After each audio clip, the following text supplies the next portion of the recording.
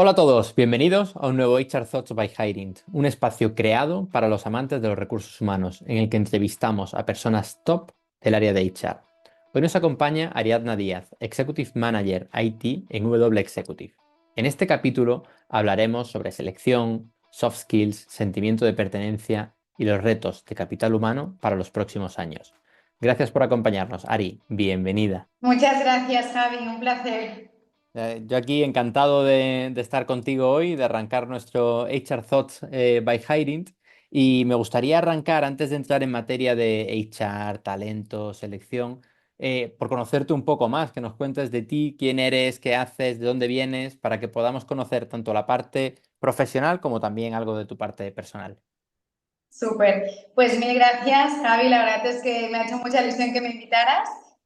Yo soy Ari, soy headhunter desde hace más de 7 años y la verdad es que toda la vida profesional a nivel de headhunting la he dedicado siempre al fantástico mundo de la tecnología y ahora en esta última etapa sobre todo un poco de foco en lo que vienen a ser perfiles directivos, perfiles C-level que le llamamos nosotros. ¿Vale? Entonces, yo me cambié de compañía hace un año y tuve la suerte de incorporarme a mi empresa que se llama W Executive y básicamente somos una compañía de headhunting que estamos creciendo mucho. Antes te lo comentaba, estamos creciendo mucho y lo que hemos hecho ha sido como coger las buenas prácticas del sector, coger gente con muchos años de experiencia, juntarnos todos e intentar sacar lo mejor de este sector, de este negocio, intentando también pues aplicar cosas nuevas, tecnología en los procesos, intentando dar como un servicio de calidad excelente. Yo siempre digo que nuestro lema es ser buenas personas en busca de la excelencia y al principio era como,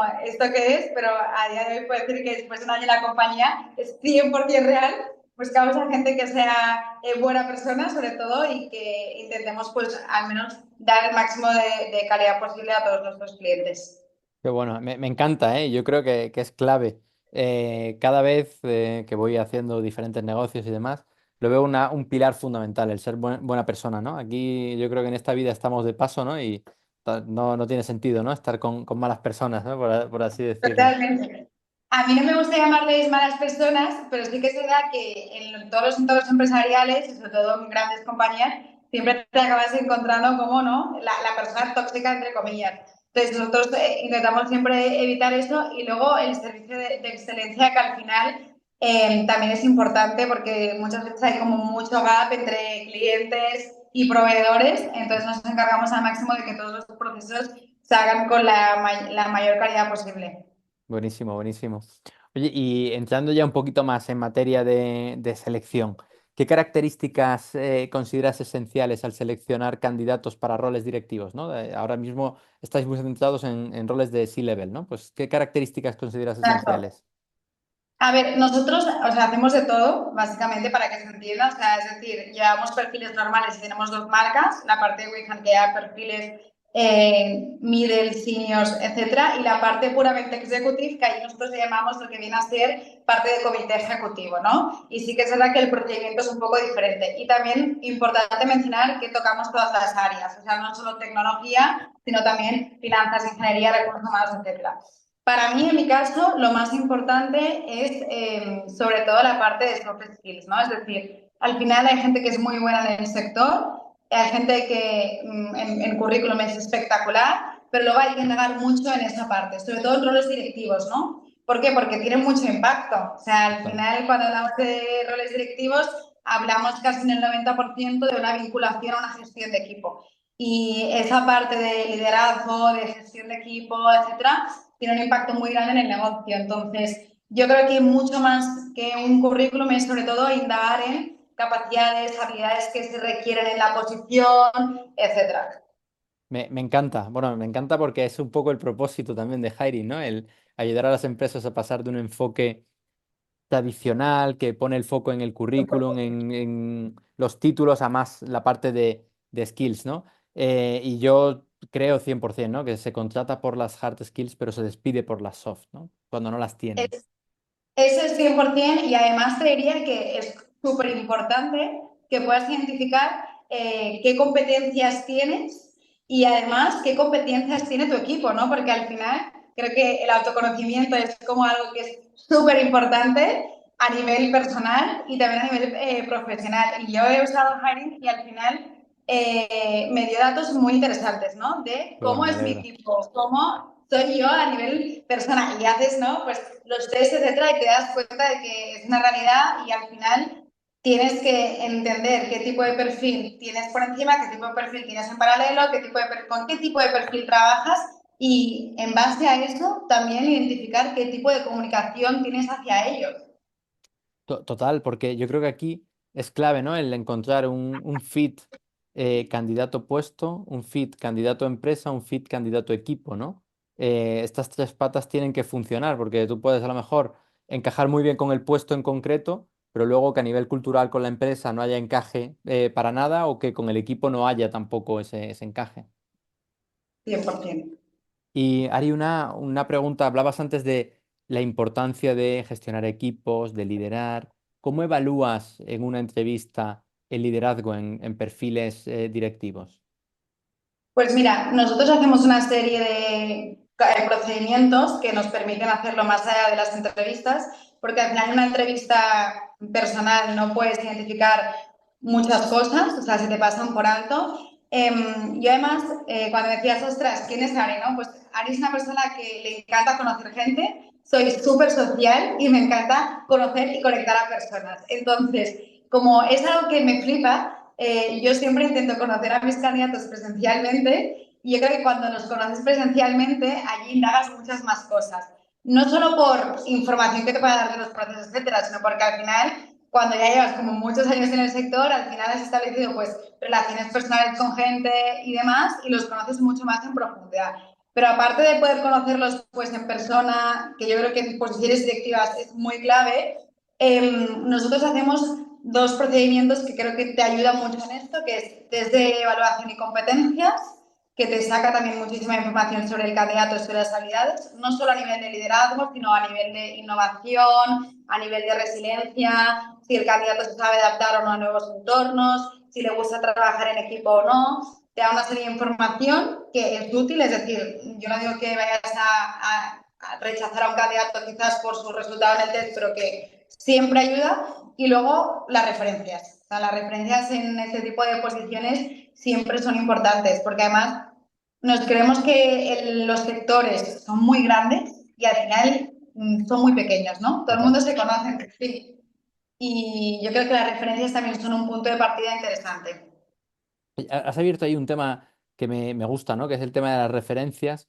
¿Cómo evitáis que estas referencias no vengan muy sesgadas, ¿no? Porque, por ejemplo, a mí cuando alguna empresa me ha llamado pidiendo referencias de alguien, ese alguien ya me lo había dicho a mí, ya sabía que, oye, que me van a seleccionar, te cuesta mucho si hay algo que está mal de la persona decirlo al empleador, ¿no? Porque dice, oye, pues no le voy aquí a estropear, ¿no? Su futuro empleo. ¿Cómo hacéis para que las referencias sean sin sesgos?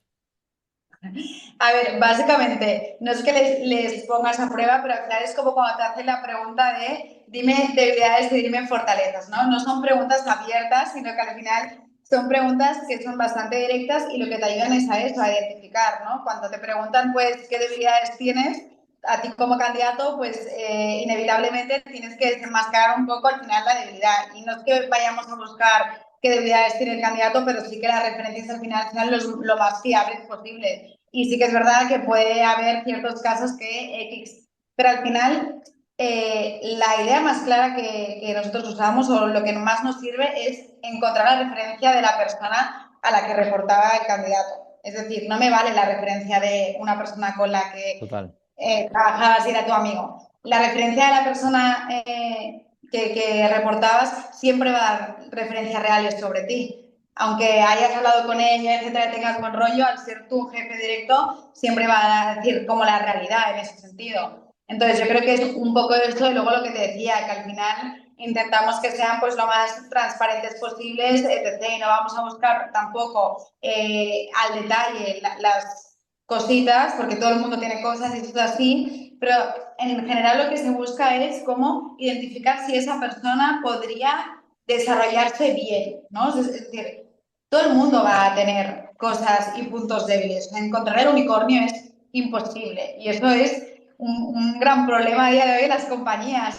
yo soy muy clara. A mí cuando alguien me dice, no, busco esto no existe o esto no lo vas a encontrar. Tengo un caso ahora de una posición directiva, que es un CTO, que me piden que esté en una ubicación determinada con unos años de experiencia y con un conocimiento en el sector que es muy, muy, muy específico. Y no hay más gente. O sea, Ya, Barcelona es lo que es, este sector es lo que es, no hay más gente. Entonces, al final, la idea es esa, es intentar ver si esta persona, oye, puede desarrollarse con nosotros en la compañía, puede estar a tiempo, puede hacerlo bien. O sea, habrá gente que no tendrá las skills todavía o el conocimiento para desarrollar esas funciones, ¿no? Pero puede estar capacitada para hacerlo. total, me gusta, me gusta. Me ha gustado, lo que me has dicho de las referencias. Mira que yo soy bastante escéptico con las referencias, pero sí ¿No creo te que gusta? es una forma interesante, ¿no? De sacarlo y de conocer más al candidato. Todo es un plus, es decir, no es determinante, es lo que te decía. O sea, al final nosotros hacemos varias cosas y con eso sacas una conclusión. Es decir, no vas ni a fichar ni a descartar a un candidato por un test de competencias, ni fichar ni descartar a un candidato por la parte de las referencias. Pero el conjunto te da más información más allá de la propia entrevista con candidato. Yo a veces he llevado también posiciones de perfiles C-level de ventas en el mundo de tecnología. Claro, la gente de ventas sabe venderse muy bien, ¿sabes? Entonces yo creo que estos recursos externos te ayudan, ¿no?, a terminar de tener la conclusión genérica en ese sentido. Sí, 100%. De hecho, yo creo que todas las herramientas posibles dentro del proceso de selección es información adicional, la información es poder, nos va a ayudar a minimizar los errores de selección, ¿no? Que están ahí porque, bueno, pues son normales que se tengan los errores, pero cuanta más info tengamos, menos errores vamos a cometer. Ari, ¿qué errores en estos años que te dediques al headhunting, qué errores consideras los más comunes a la hora de seleccionar? Pues sobre todo redactar una, a nivel quizás más parte cliente, redactar una job description y ceñirte al máximo, porque en posiciones directivas es imposible. O sea, no te vale de nada decir, estos van a ser los roles, necesitamos encontrar a alguien que tenga esto y esto, y que tenga un MBA en esto, y que haya estudiado esto, y que esté en compañías tal. Eso ya creo que es como el principal error. Si te focalizas solo en esto, es difícil. Y luego dejar las soft skills afuera. Es un poco lo que hablábamos antes, ¿no? Las soft skills tienes que tenerlas en cuenta ya desde un inicio. Y al final te da igual quizás de que esa persona haya trabajado en X compañía o tal. Y te vale más quizás que sea una persona que, por ejemplo, en una startup, ¿no? Sea capaz de adaptarse a un entorno cambiante, sea capaz de entender el mundo startup, que es muy dinámico y que a veces depende de un hilo. Tiene que entender que pues habrá momentos muy buenos, pero también hay momentos que son duros a nivel, sobre todo por ya cuando estás más en la fase de scale-up, o por lo contrario, entender que si estás en una compañía multinacional hay pues muchas veces ciertos procedimientos que son más burocráticos. Para mí, sobre todo, es la parte de soft skills y la parte también dentro del proceso de selección de claritud y transparencia en los procesos.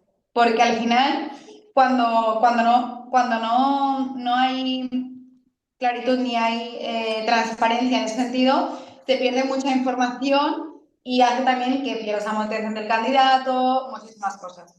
Yo creo que aquí toda esta parte, ¿no? De que haya de que la información sea clara desde el inicio del proceso, no solo impacta al candidato, ¿no? Sino que impacta al candidato, al departamento de selección interno, a vosotros como Todo. empresa de Headhunter, ¿no? Porque muchas veces se piden cosas que no son realistas y también a mí lo que me ha pasado, ¿no? Y con lo que tú hablas de las soft skills y de la importancia que tienen en los procesos de selección, se pone mucho el foco en funciones y requerimientos sin llevárselo a qué tipo de habilidades tiene que tener para que el puesto sea exitoso, cuando sabemos que con las habilidades va a ser exitoso, ¿no? Exacto.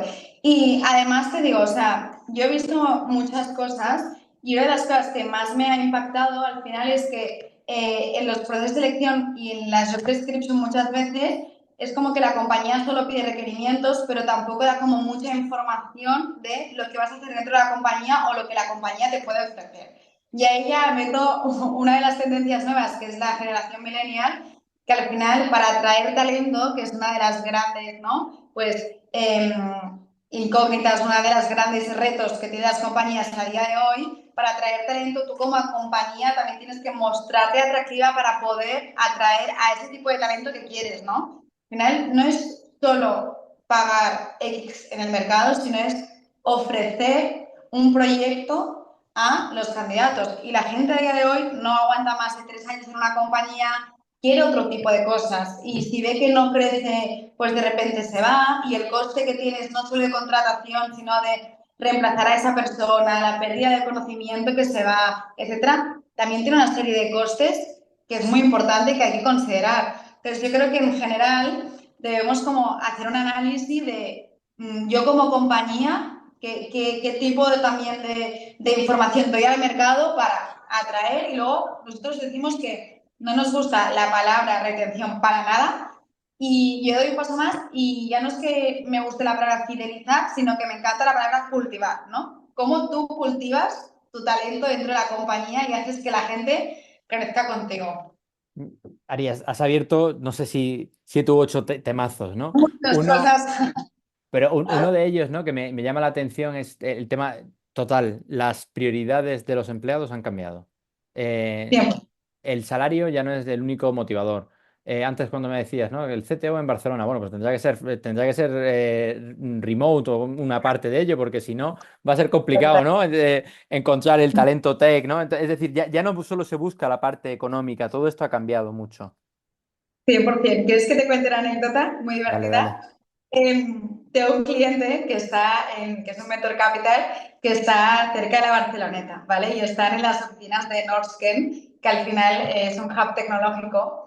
Y este candidato nos aceptó la oferta solo porque podía llevar el perro a la oficina. Y para él era súper importante no dejar al perrito fuera, o sea, en casa. Ya. Entonces, él además decía, ostras, que yo vivo fuera de Barcelona y no puedo dejar a mi perrito 8 horas en casa solo. Entonces, ese chico aceptó la oferta porque podía llevarse el perrito a la oficina. O sea, es un poco, al final, algo que es un caso pues muy específico, etcétera. Pero sí que es verdad que a nivel general no hay que ser tan piquis porque si no al final nos volveríamos locos, pero sí que es lo que tú decías, que hay que entender que las generaciones han cambiado y lo más importante de todo, que yo creo que las compañías lo que tienen que hacer es escuchar a los empleados y escucharlos recurrentemente, porque eso también es clave. O sea, tengo la sensación de que solo se hace como entrevistas de salida, pero no, hay compañías que no hacen, ¿no? Pues evaluación de competencias,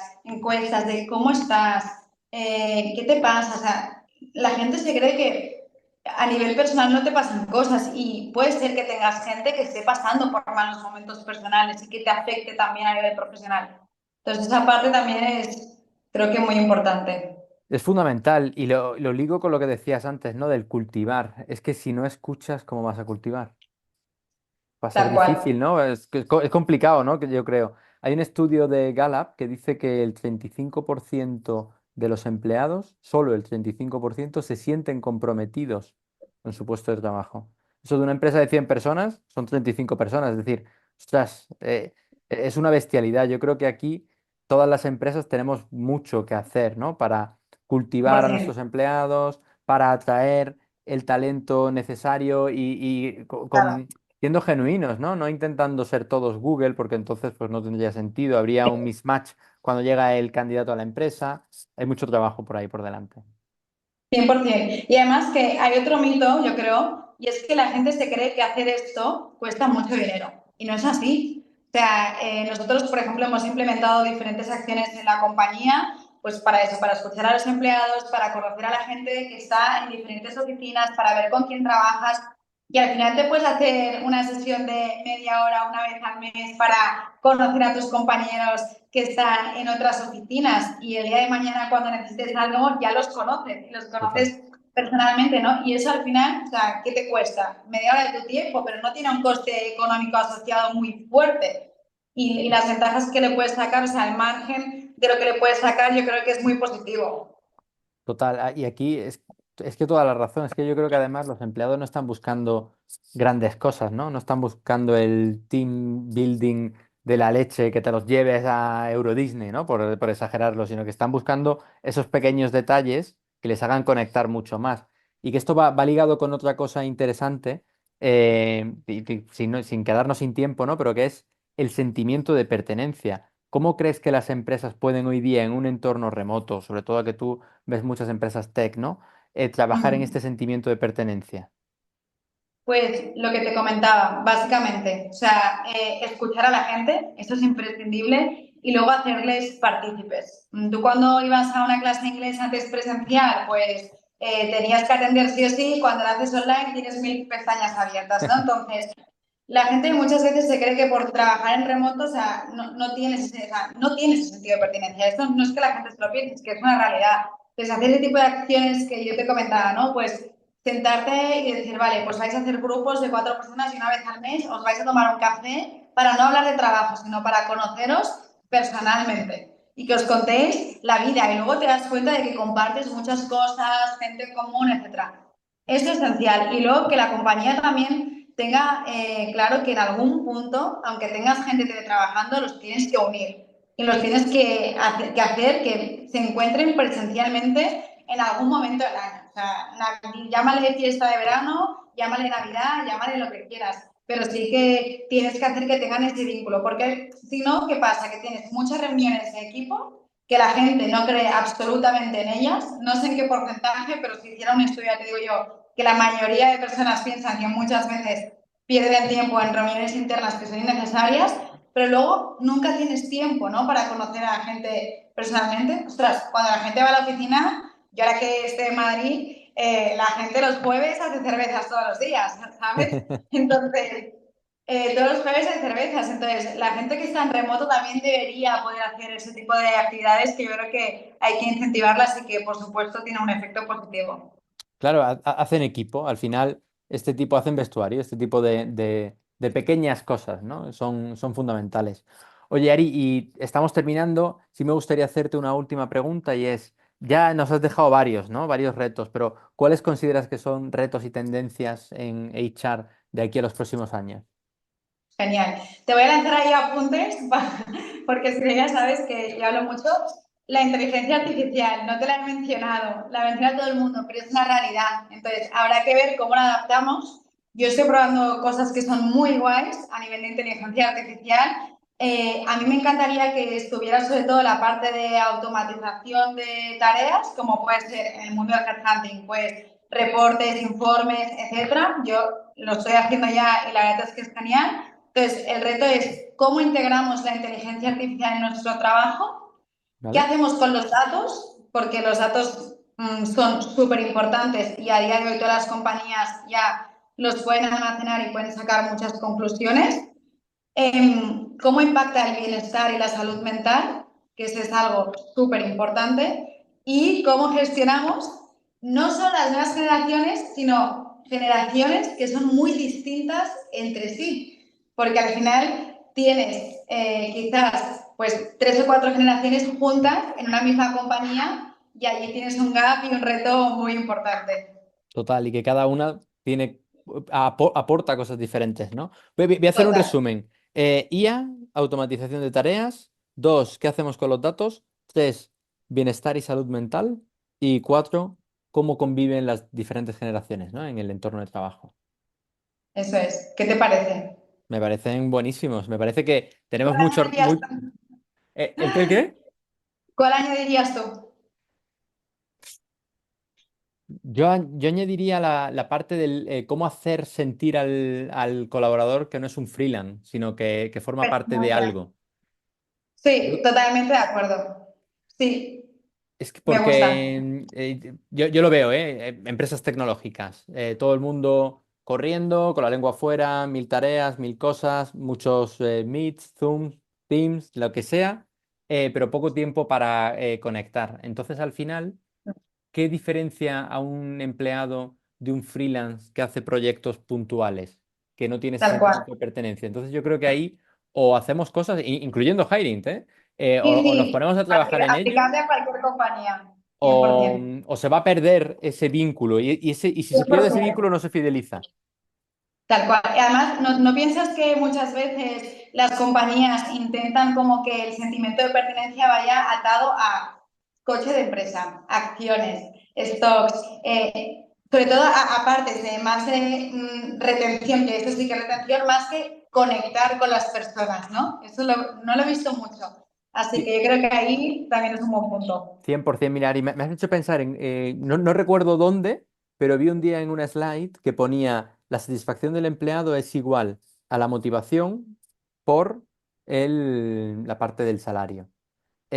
Si tú tocas solo los drivers de salario, retribución, bueno, que si tienes a alguien cero motivado, satisfecho va a estar cero, ¿no? Entonces, ¿cómo hacer diferentes cosas que puedan crecer la motivación del empleado para que crezca la satisfacción? Porque si no, pues eso, retienes y pasa como con las contraofertas, ¿no? ¿Cuánta gente te acepta una contraoferta, ¿no? Tú allí sudaréis, ¿no? Con la parte de contraofertas, pero y luego después, a los 6 meses se acaba yendo, ¿no? Pues parecido. Sí. Sí, sí, sí. Oye, me ha encantado conversar y estar en este rato contigo. Mil gracias A por mí también. participar en nuestro HR Thoughts by Hiring, de verdad. Mil gracias, se me ha pasado volando el tiempo, Ari. A mí también, te lo agradezco mucho, Javi. Nos tenemos que ver pronto. Perfecto, avísame cuando estés por Madrid. 100%. Muchísimas gracias. Hasta luego, gracias a Hablamos. ti. Bye. Adiós.